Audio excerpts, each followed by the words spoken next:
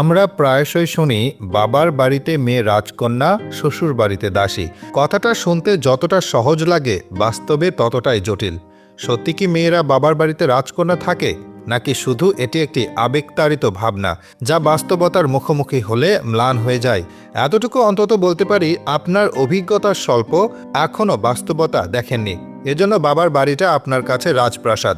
অল্প বয়সে বিয়ের পিঁড়িতে না বসে ৩০ বছর পর্যন্ত অন্তত অবিবাহিত হয়ে ঘরে থাকেন। দেখেন ভাতের থালা গলা দিয়ে নামে কিনা, এক টেবিলে বসে সবার সাথে খেতে পারেন কিনা। দেখবেন আপনার জন্মদাত্রী কিভাবে আপনাকে কলিজা ছেঁড়া আঘাত করা খোঁটা দেয়। বয়স বেশি হয়ে যাওয়ায় টিপ্পনি যেদিন বুঝবেন সেদিন টের পাবেন। জামাই বাড়িতে অশান্তি হোক, সবাই বলবে চলে আসো, আমরা আছি।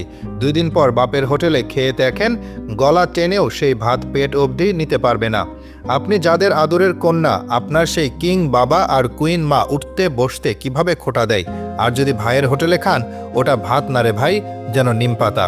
একটা মেয়ে যখন ছোট থাকে তখন তার বাবা মা তাকে সত্যি রাজকন্যার মতো আগলে রাখে। আদর, ভালোবাসা, যত্ন সব কিছুতে তাকে ভরিয়ে দেওয়া হয়। কিন্তু সেই মেয়েটি যদি বয়স বাড়ার সঙ্গে সঙ্গে বিয়ে না করে বাবার আশ্রয়ে থাকে, তখন কিন্তু সে আর আগের মতো রাজকন্যা থাকে না। একটা মেয়ে যতক্ষণ বিয়ের উপযুক্ত বয়সের মধ্যে থাকে ততক্ষণ তাকে ঘিরে বাড়ির মানুষের এক ধরনের যত্ন থাকে। বাবা মা চান মেয়েকে ভালো ঘরে দিতে, ভাই বোনেরা চায় সে সুখে থাকুক। কিন্তু বয়স বাড়ার সঙ্গে সঙ্গে সমাজের দৃষ্টিভঙ্গিটাই বদলে যায়। 25-এর পর যখন বিয়ের প্রস্তাব ধীরে ধীরে কমতে থাকে, তখনই শুরু হয় আসল খোঁচা। পরিবারের চাপের পাশাপাশি আশেপাশের আত্মীয়স্বজন, পাড়া প্রতিবেশী সবার কথা মেয়েটিকে ক্রমাগত আঘাত করতে থাকে। আগে যে বাবা মা বলতেন আমার মেয়ে রাজকন্যা, সবাই হয়তো পরে বলতে শুরু করেন এত পড়াশোনা করে কি হবে, বিয়ে না হলে মেয়েদের মূল্য থাকে না। অনেক মেয়ে সংসার টিকিয়ে রাখতে না পেরে বা নানা সমস্যার কারণে ডিভোর্স নিতে বাধ্য হয়। তখন কি বাবার বাড়ি সত্যিই আশ্রয় হয়ে ওঠে? প্রথম দিকে বাবা হয়তো বা সান্ত্বনা দেয়, কিন্তু ধীরে ধীরে সমাজের চোখ রাঙানি তাদের মনোভাব পাল্টে দেয়। এই যে আপনি যাদের আদরের দুলালি, আশেপাশের মানুষ যারা আপনাকে সোনায় সোহাগা করে রাখে, এরাই আপনাকে প্রতিটা কথায় আঘাত করবে। আপনার কপাল যদি একটু খারাপ হয়, দেখতে যদি কিঞ্চিত অসুন্দর হন, তবে তার প্রতি পরিবারের আচরণ যেন আরো কঠিন হয়ে ওঠে।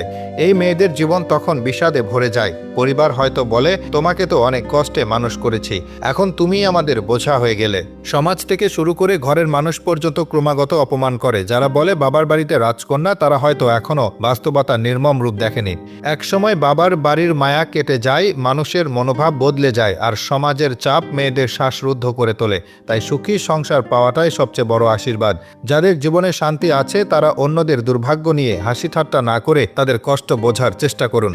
বাবার রাজকন্যা হয়তো শৈশবে সত্যি ছিলেন, কিন্তু সময়ের সাথে সাথে সমাজ আমাদের শেখায় রাজকন্যা বলে আসলে কিছুই নাই, যা আছে তা শুধুই বাস্তবতা।